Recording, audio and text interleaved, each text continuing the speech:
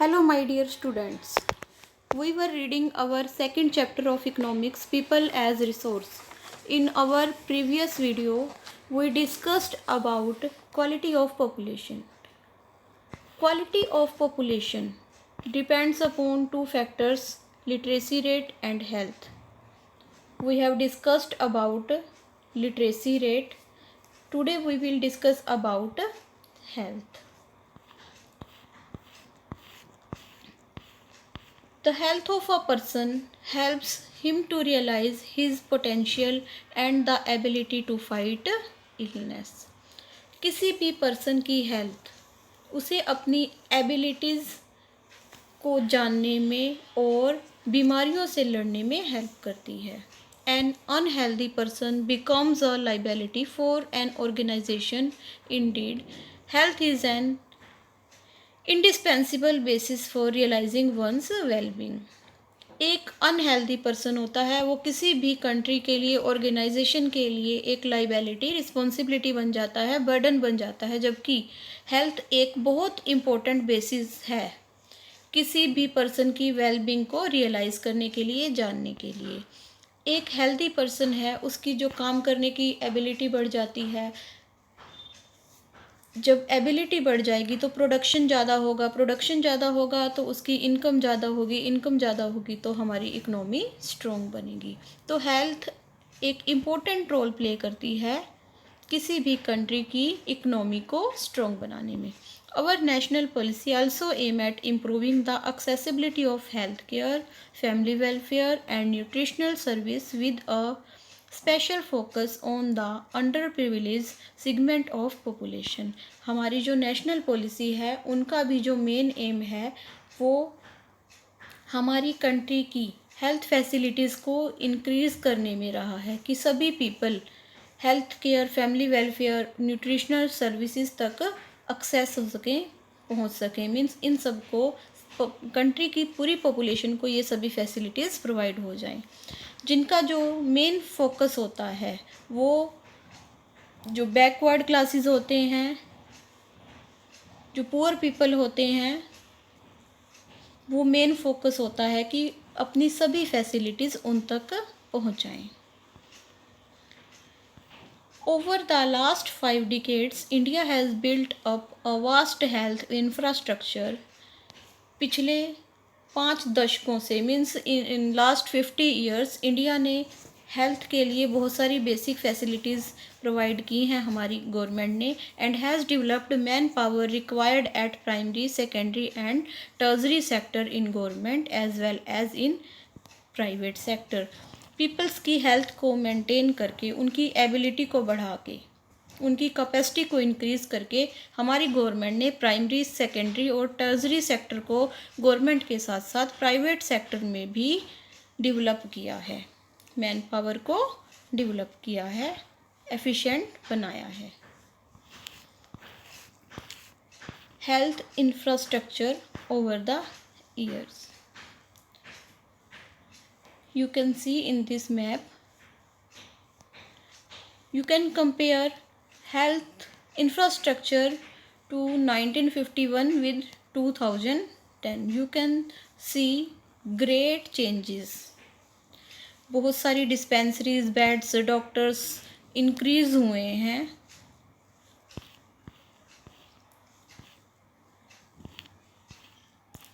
Health is another very important component of human resource development. Health human resource development का एक और important component है. Efficiency of workers largely depends on their health. Peoples की, workers की जो efficiency होती है, वर्क करने की जो योग्यता होती है, वो उनकी हेल्थ पर डिपेंड करती है. There has been considerable improvement in the country's health standard.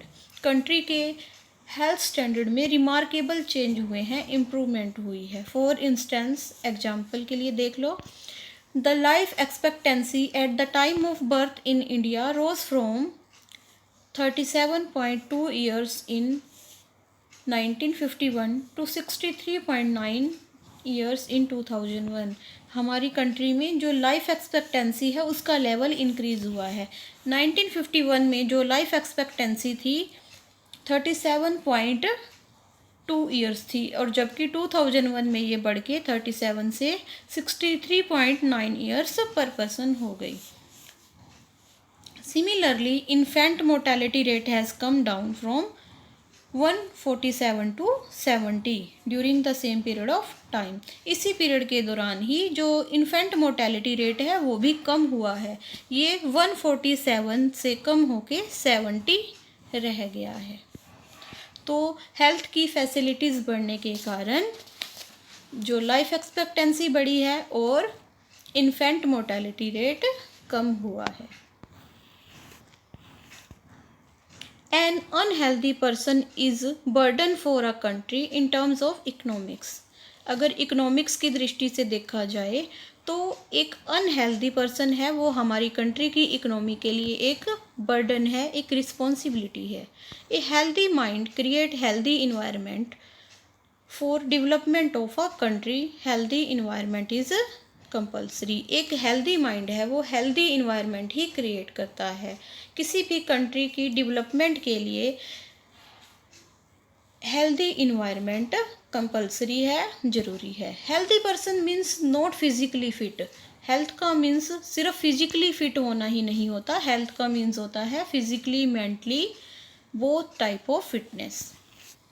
In India, states like Bihar and Uttar Pradesh have few medical colleges। हमारी कंट्री में बिहार और उत्तर प्रदेश जैसे स्टेट्स हैं, वहाँ पे कुछ ही मेडिकल कॉलेजेस हैं। These states have poor health condition। इसी कारण इन स्टेट्स में जो हेल्थ कंडीशन है वो काफ़ी पुअर है। ऑन द अदर हैंड, दूसरी तरफ 4 स्टेट्स जो हमारी कंट्री के 4 मेन स्टेट्स हैं, Karnataka, Andhra Pradesh, Tamil Nadu and Maharashtra, have majority in number of medical college. इन 4 स्टेट्स में बहुत सारे मेडिकल कॉलेजेस हैं with 81 medical colleges out of 181।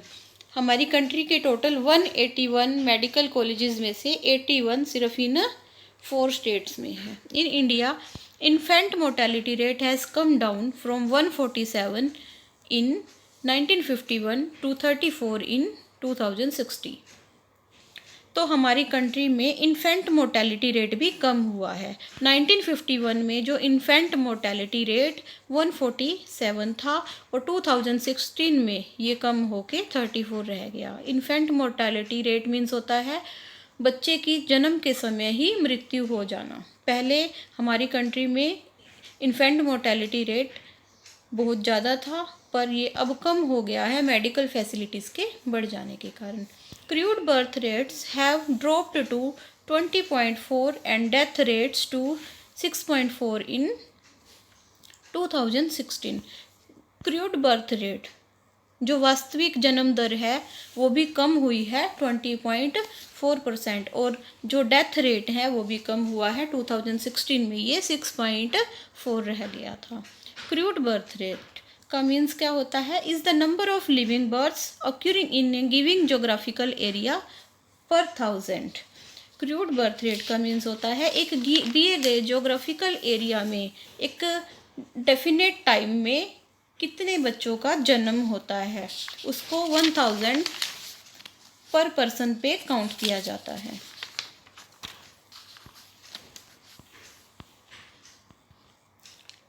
तो हमने हेल्थ के बारे में पढ़ा। हेल्थ ऑफ अ पर्सन, किसी भी पर्सन की हेल्थ की क्या इंपॉर्टेंस होती है? It helps to realise potential and ability to fight illness. ये किसी भी पर्सन की हेल्प करती है अपनी पोटेंशियल का रियलाइज करने में और इलनेस से फाइट करने में। मीन टू से अगर कोई पर्सन बीमार है, अगर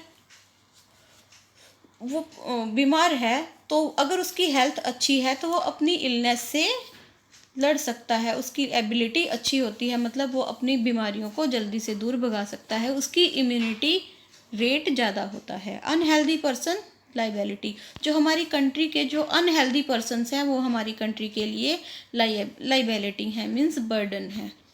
तो हमारी कंट्री ने नेशनल पॉलिसी बनाई जिसका एम क्या था? Improving accessibility of health care family welfare, nutritional services under privilege population. हमारी कंट्री की नेशनल पॉलिसी का एम था कि वो हमारी कंट्री की पॉपुलेशन की हेल्थ को इम्प्रूव करें, जो हेल्थ केयर की, फैमिली वेलफेयर की, न्यूट्रिशनल सर्विसेज हैं वो सब तक एक्सेसिबल करवाएं। स्पेशली जो प्रिविलेजेस पॉपुलेशन है, जो पुअर पॉपुलेशन है, बैकवर्ड सोसाइटी से जो बिलोंग करते हैं, उन पीपल्स तक ये सर्विसेज पहुंचाना। India built up health infrastructure and man power. India ने हेल्थ के लिए जो बेसिक फैसिलिटीज़ हैं वो प्रोवाइड की हैं और मैन पावर को इंक्रीज़ किया है। 181 मेडिकल कॉलेजेस में से 81 4 स्टेट्स में हैं जो बेसिक फैसिलिटीज़ प्रोवाइड करते हैं। तो इस तरह से हमने देखा कि health play an important role in human capital formation. तो जो हेल्थ होती है उसकी इम्पोर्टेंस होती है कि वो वर्क करने की एबिलिटी को, कैपेसिटी को बढ़ाती है। अगर किसी पर्सन की कैपेसिटी ज़्यादा होती है तो वो वर्क ज़्यादा करता है, और अगर वर्क ज़्यादा करता है तो उसकी इनकम ज़्यादा होती है। तो a healthy person can fulfil his potential, अपनी जो एबिलिटीज़ को फुलफिल कर सकता है, अपनी ज़रूरतों को ईजिली पूरा कर सकता है। A person requires an ability to fight illness with access to cheap health care. तो अपनी बीमारियों से लड़ने के लिए एक पर्सन को सस्ती हेल्थ केयर की नीड होती है जो उन्हें गवर्नमेंट प्रोवाइड करती है।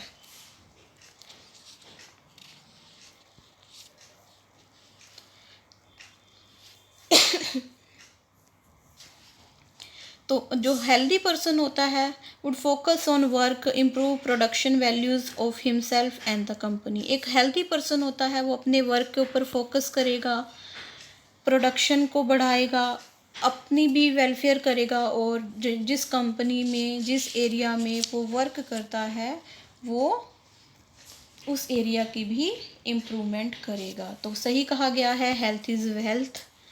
Health of a person help him to realize his potential and the quality and ability to fight illness. An unhealthy person becomes a liability for an organization. Our next topic is unemployment. This is our last topic of this chapter.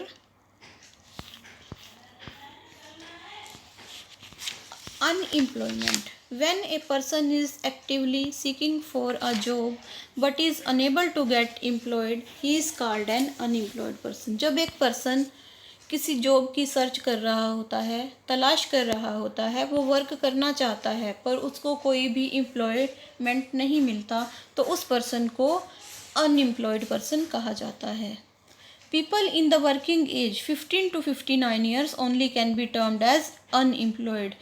जो 15 to 59 years के people होते हैं उनको ही unemployed कहा जाएगा, जिनको gainful employment नहीं मिल रहा। मीन्स जो 0 से लेके 15 ईयर्स तक के स्टूडेंट्स होते हैं या चिल्ड्रन होते हैं, अगर वो कोई काम नहीं करते तो हम उनको अनएम्प्लॉय नहीं कहेंगे। और या कोई 60+ पर्सनस होते हैं, एज्ड पर्सन होते हैं, उनको भी हम अनएम्प्लॉयड पर्सनस नहीं कहेंगे। तो वो पर्सन जो वर्क करना चाहते हैं पर उनको वर्क नहीं मिलता, उन पर्सनस को हम अनएम्प्लॉयड पर्सनस कहते हैं। Additionally, if a person voluntarily doesn't want to work, he can't be termed as unemployed. और ऐसा पर्सन जो काम करना ही नहीं चाहता और अपनी मर्जी से फ्री रह रहा है, उसको काम मिलता है पर वो करना नहीं चाहता, तो हम उसको अनएम्प्लॉयड नहीं कहेंगे। अनएम्प्लॉयड सिर्फ वही पर्सन होता है जो काम करना चाहता है पर उसको करने के लिए कोई भी काम नहीं मिलता, उसे हम अनएम्प्लॉयड पर्सन कहेंगे। Causes of unemployment. अनएम्प्लॉयमेंट के क्या कॉजेज हैं? First one is high population. Population growth है वो हाई है, तो बढ़ती हुई पॉपुलेशन को एम्प्लॉयमेंट मिलना बहुत डिफ़िकल्ट होता है। Absence of employment opportunity. Employment opportunities की भी एब्सेंस है, इसीलिए वो अनएम्प्लॉय हैं। सीजनल एम्प्लॉयमेंट पाया जाता है। जॉइंट फैमिली सिस्टम होने के कारण जो फैमिली का जो बड़ा मेंबर होता है, एल्डर मेंबर होता है, वही वर्क करता है, बाकी सब काम नहीं करते। Increasing turn out of student from Indian universities. Indian universities से हर साल बहुत सारे स्टूडेंट्स पास आउट होके निकलते हैं, तो बहुत सारी अनएम्प्लॉयमेंट बढ़ जाता है, सभी को जॉब नहीं मिलती। स्लो डेवलपमेंट ऑफ इंडस्ट्रीज़, हमारी कंट्री में इंडस्ट्रीज़ की जो डेवलपमेंट है वो भी स्लो है, इसीलिए भी अनएम्प्लॉयमेंट पाया जाता है। Insufficient rate of economic progress, हमारी कंट्री की जो इकोनॉमिक प्रोग्रेस है उसका जो रेट है वो इनसफिशिएंट है, इस कारण से भी अनएम्प्लॉयमेंट पाया जाता है।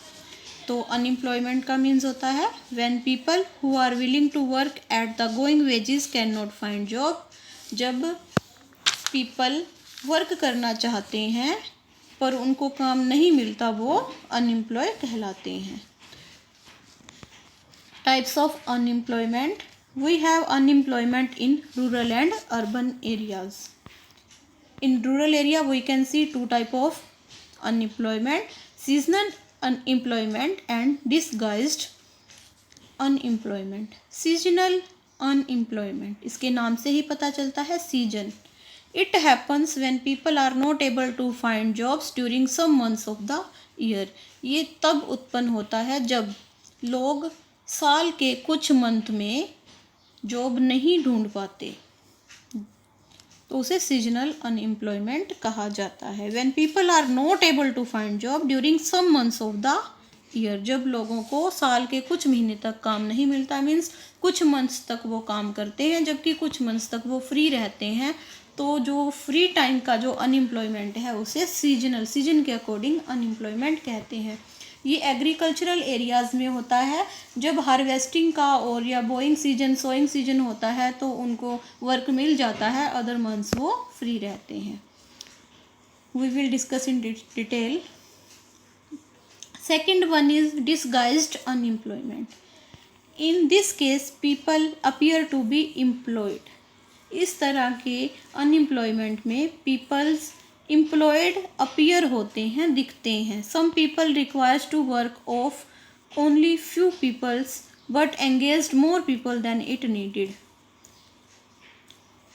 कई बार क्या होता है, किसी काम को करने के लिए कम लोगों की नीड होती है, पर उसी काम को जितने पर्सन्स की नीड है उससे ज़्यादा पर्सन्स कर रहे हैं, तो जो एक्स्ट्रा पर्सन्स हैं उनको क्या कहा जाता है, डिसगाइज्ड अनएम्प्लॉयड कहा जाता है।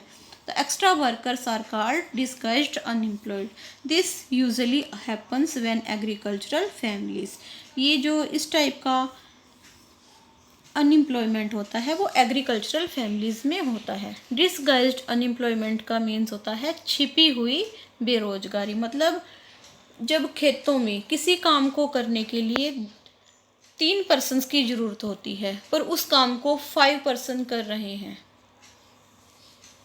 ठीक है, तो जो 2 एक्स्ट्रा पर्सन लगे हुए हैं उनका जो वर्क है वो काउंट नहीं होता, मीन्स उस काम को वो 3 पर्सन ही कर सकते थे, 2 पर्सन एक्स्ट्रा लगे हुए हैं, तो वो जो 2 पर्सन हैं वो क्या हैं, डिसगाइज्ड अनएम्प्लॉय हैं, छिपे हुए बेरोजगार हैं। अगर वो 2 पर्सन ना भी उस काम को करते, 3 पर्सन्स का काम था, तो वो 3 पर्सन से भी हो जाता, उन 2 पर्सन्स की नीड नहीं थी। उनको अगर उस काम से हटा दिया जाएगा तो उस काम के ऊपर कोई फ़र्क नहीं पड़ता, उन्हें डिसगाइज्ड अनएम्प्लॉयड कहा जाता है। ये एग्रीकल्चरल एरियाज़ में होता है, मतलब किसी काम को एग्रीकल्चरल एरिया में करने के लिए 2 पर्सन्स की नीड है, 2 पर्सन उस काम को आराम से कर सकते हैं, और उसकी जगह जब काम करने के लिए 2 की जगह 4 पर्सन आ जाते हैं तो उन्होंने भी वही काम करना है, काम के प्रोडक्शन में कोई इंक्रीज़ नहीं हो रहा पर वो जो पर्सन्स एक्स्ट्रा पर्सन्स हैं वो डिसगाइज्ड हैं, अगर वो ना होते तो भी उतना ही काम होता, और अगर वो हैं तो भी उतना ही काम हो रहा है।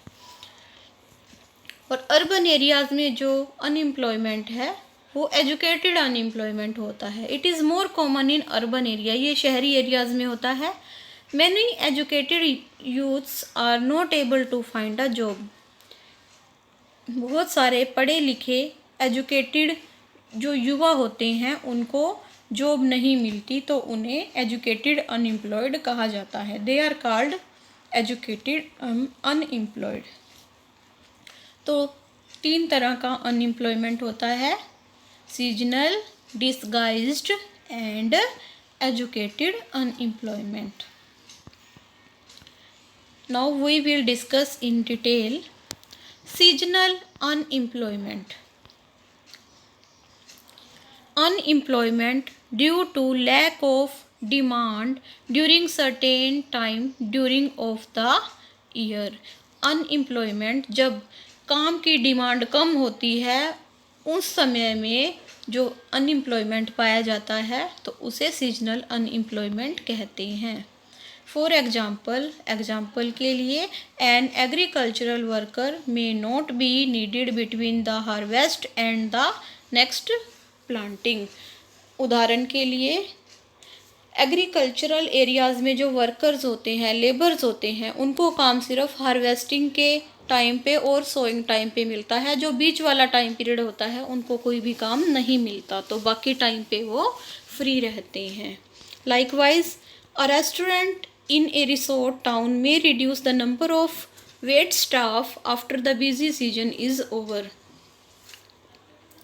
इसका दूसरा एग्जाम्पल लेते हैं. शहरों में भी होता है ये सीजनल अनएम्प्लॉयमेंट. जब सीजन नहीं होता, जब सीजन चला जाता है, बिजी सीजन चला जाता है, तो रेस्टोरेंट का जो ओनर होता है वो अपने वेटर्स की संख्या कम कर लेता है. जब सीजन ज़्यादा होता है, उनके पास कस्टमर ज़्यादा होते हैं, तो वो ज़्यादा वेटर्स हैं वो हायर करता है. तो जो रेस्टोरेंट के जो वेटर्स हैं उनको सीजन के अकॉर्डिंग वर्क मिलता है, बाकी सीजन्स में वो फ्री होते हैं. Seasonal unemployment may lead some to pursue another career in the off season or may lead other to a different place to look for jobs. Seasonal unemployment के कारण बहुत सारे लोगों का जो कैरियर होता है वो ख़राब होता है. मीन्स उनको सिर्फ पर्टिकुलर सीजन्स में ही वर्क मिलता है. जो दूसरे सीजन्स होते हैं उन सीजन्स में जब वो फ्री होते हैं तो उन्हें कोई और काम ढूंढना पड़ता है. अपनी अर्निंग को कमाने के लिए कोई दूसरा काम करना पड़ता है. Second one is disguised unemployment. This occurs when more than the necessary number of people are employed for a specified work.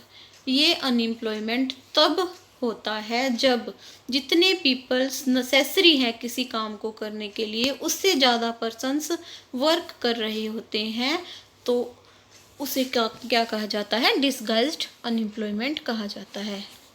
Disguised unemployment is found in agriculture. Disguised unemployment agriculture में पाया जाता है because of the lack of employment opportunities elsewhere.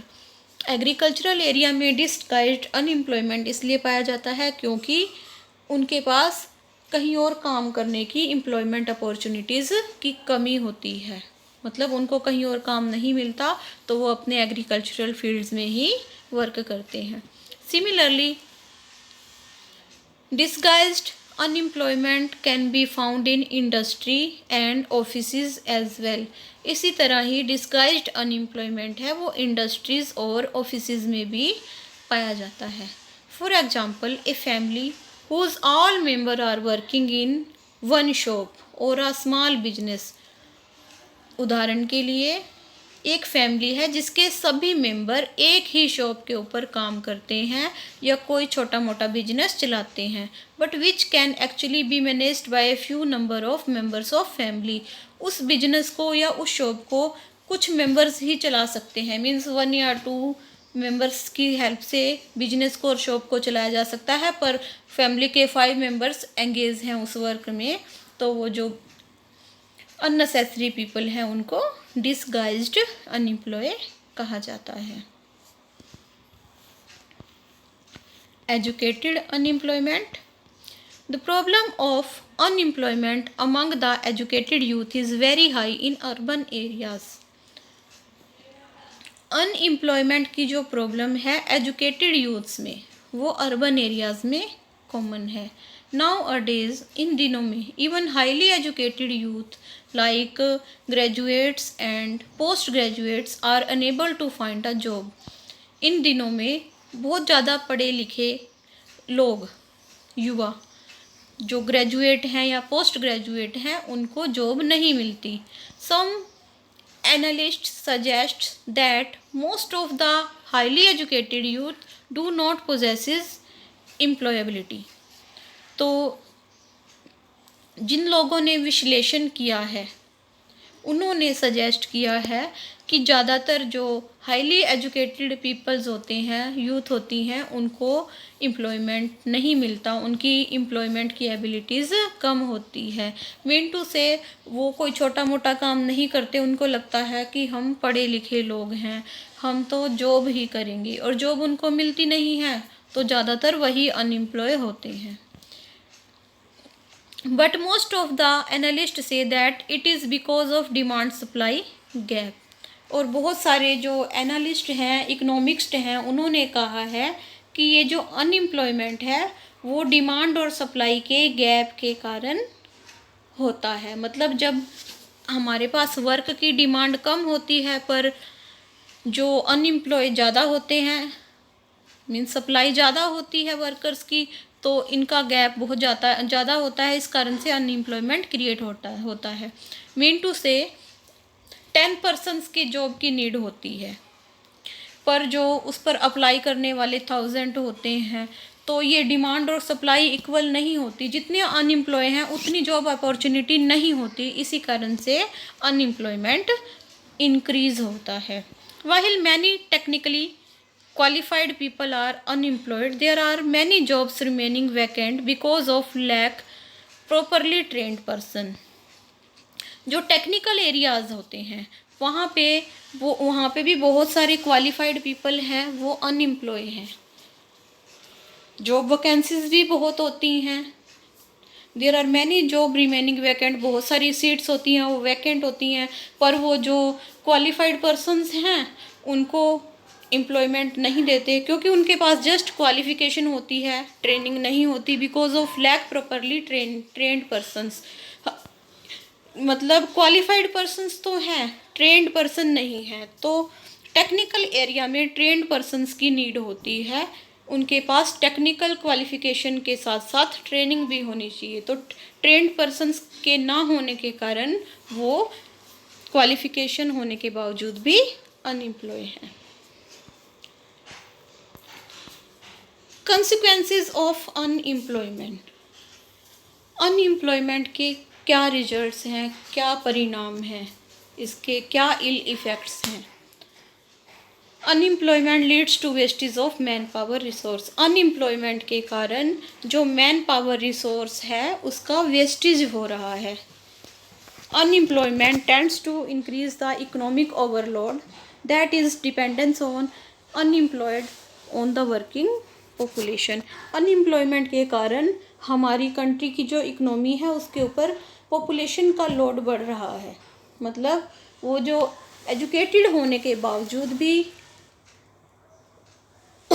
कोई काम नहीं करते तो वो डिपेंडेंट हो जाते हैं वर्किंग पॉपुलेशन के ऊपर, तो हमारी कंट्री का जो इकोनॉमिक ओवरलोड बढ़ जाता है, वो एक असेट होने की बजाय हमारी कंट्री की इकोनॉमी के लिए एक रिस्पॉन्सिबिलिटी, लाइबिलिटी बन जाते हैं।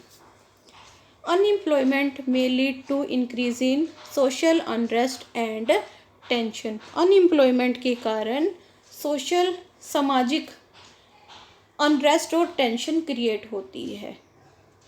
मतलब अगर पीपल अनएम्प्लॉय हैं तो वो पीपल सोसाइटी को डिस्टर्ब करते हैं, उनके पास कोई काम नहीं होता करने के लिए, अनएम्प्लॉयड पर्सन्स के लिए, तो कहा जाता है कि जो खाली दिमाग होता है वो शैतान का होता है, तो वो रॉन्ग एक्टिविटीज़ में इन्वॉल्व हो जाते हैं।